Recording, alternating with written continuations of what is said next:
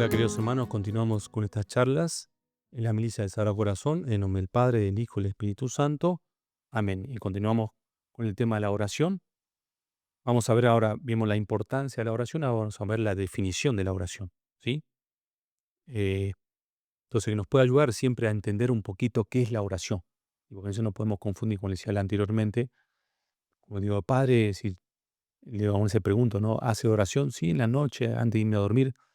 Bueno, eso no es oración, ¿sí? Es como, vamos a decir, rezar, ¿sí? No digo que está mal, pero no alcanza. Entonces, es la oración una elevación y aplicación de nuestra mente y corazón a Dios para cumplir nuestros deberes, exponerle nuestras necesidades y hacernos mejores para su gloria. En una definición, ¿sí? Método de oración de San Sulpicio, ¿sí? Esta definición nos parece aplicable a los estados de oración tan diferentes unos de otros y que lo mismo conviene a las maneras inferiores que a los grados más altos de la contemplación. Hay en efecto gran variedad en la manera de practicar este santo ejercicio, y una de las cuestiones más complicadas de la espiritualidad es la clasificación de los estados de la oración. El padre Rodríguez, ¿sí?, declara que es doctrina común de los santos que a cada una de las vías, purgativa, iluminativa y unitiva, corresponde una manera especial de oración. No menos formalmente lo enseña Suárez, ¿sí? Nada más lógico, ¿sí?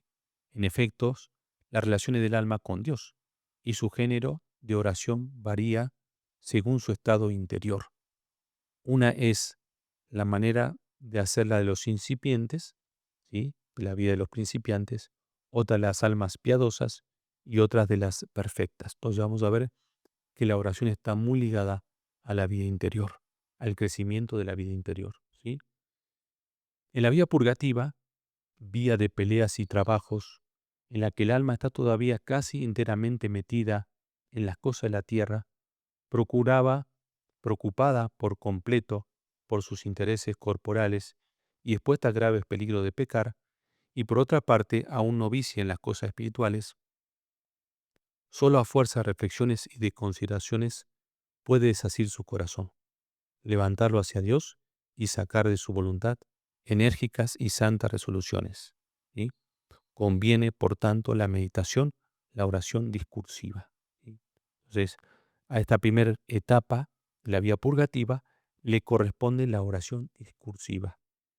En la vía iluminativa, en la que según la doctrina de los teólogos, no tiene ya las pasiones tan fuertes, tanta fuerza, entonces las pasiones se van ordenando, ya lo hemos visto en otras charlas, en la que es mucho más vivo el deseo de adelantar en la virtud, en la que el amor de Dios hace sentir al alma sus primeros ardores, las consideraciones harán un papel más insignificante, siendo el corazón la parte principal, ¿sí? Entonces, siendo el corazón la parte principal, entonces vamos viendo cómo va creciendo el alma, ¿sí?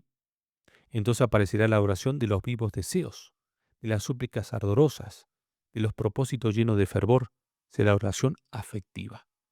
Esto no quiere decir que sea así, ¿eh? Aún se puede variar un poco, pero vamos viendo, ¿no?, de esta vía purgativa, una oración discursiva, más mental, ¿sí? Mucho razonamiento, mucho, podríamos decir, más de uno. En esta oración, en la parte no ya iluminativa, en la vía iluminativa, vemos que esta oración es más afectiva, más interior, más de silencio. En fin, en la oración unitiva, el principal cuidado del alma, dice Santo Tomás, tiende menos a crecer en amor de Dios que unirse a Él y a gozar de Él.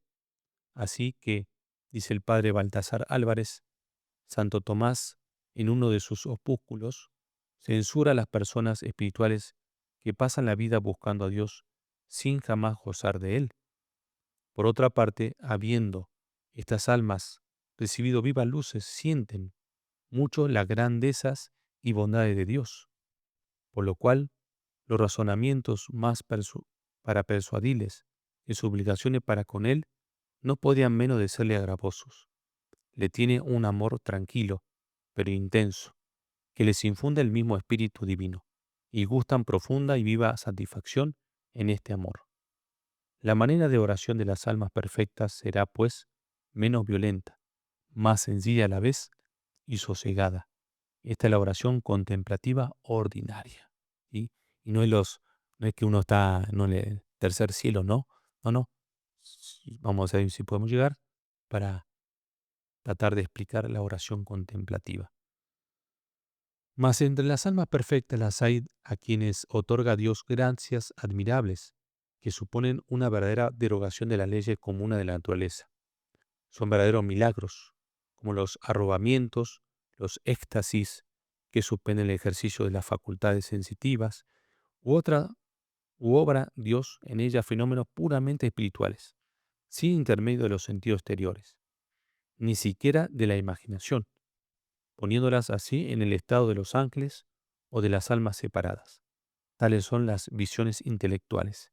Y ahí lo que constituye la contemplación extraordinaria, que es diferente a la oración contemplación ordinaria, que esa es la más común y la que nos lleva a la santidad.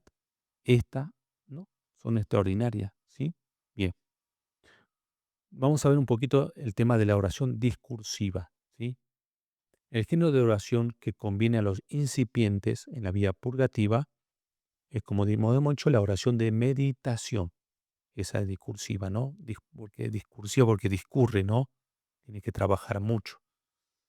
La oración discursiva, dice el padre Surín, es aquella con la cual el hombre, por medio de diversas consideraciones, procura reconocer las verdades de fe, instruirse en ellas, sacando resoluciones y conclusiones para la enmienda de la vida.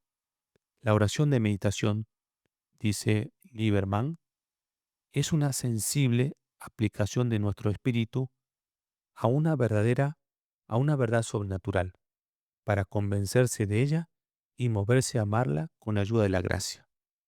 El discurso como medio, la resolución como fin, y ahí lo que caracteriza esta manera de oración. En esto se hallan de acuerdo todos los autores, ¿sí?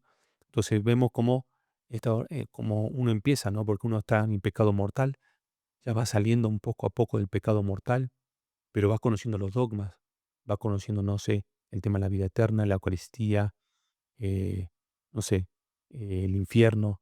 Entonces, en esta oración meditativa es bueno que uno pueda discurrir sobre esos temas, ¿sí? Para ir afianzando la fe.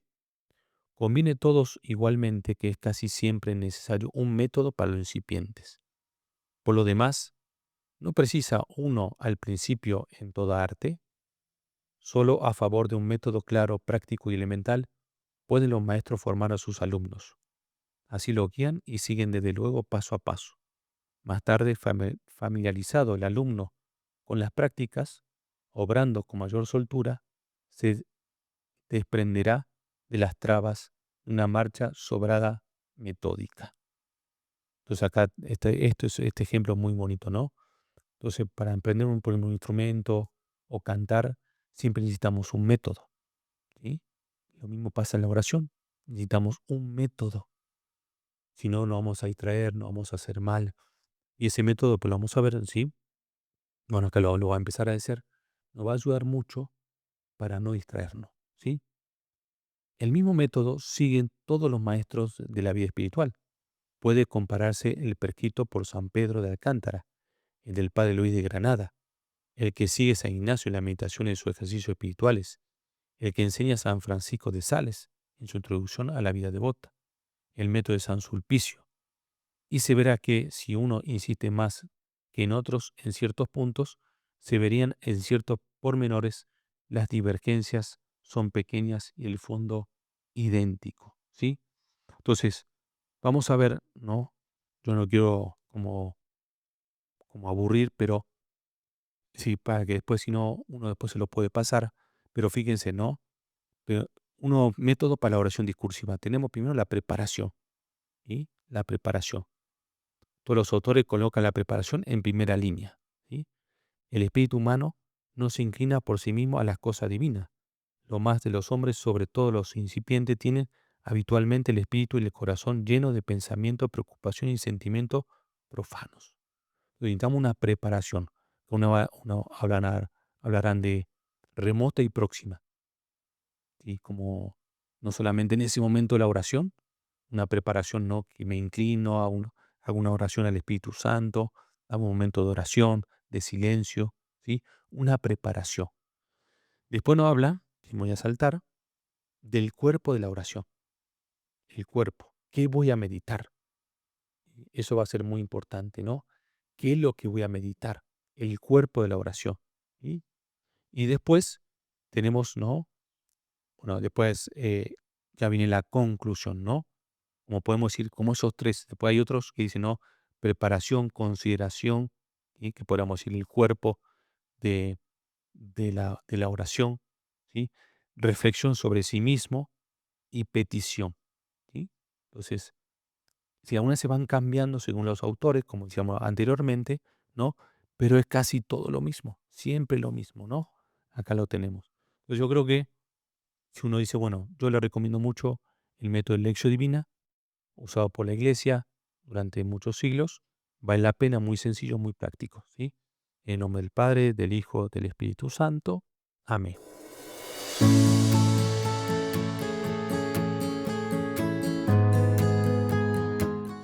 Esta es una producción de videopodcast.mx.